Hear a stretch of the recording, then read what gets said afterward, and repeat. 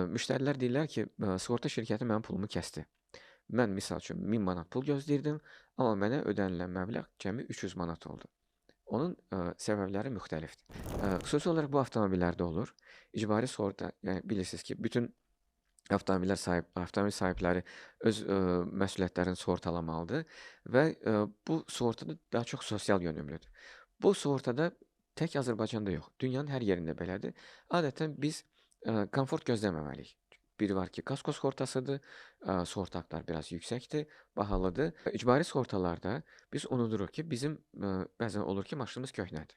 20 il əvvəl bu maşının əgər qiyməti 50 min idisə, 20 ildən sonra bu maşının qiyməti artıq yəni köhnəli və 10 min civarındadır.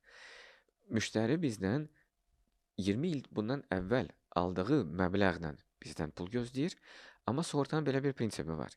Biz bizim müştərimizi hadisədən bir an əvvəlki vəziyyətə qaytarmalıyıq. Onun bir an əvvəlki vəziyyəti də nə idi? 20 il əvvəl aldığı bir maşındır. Maşın artıq köhnəlib və biz də onun ödənişini ona uyğun olaraq etməliyik.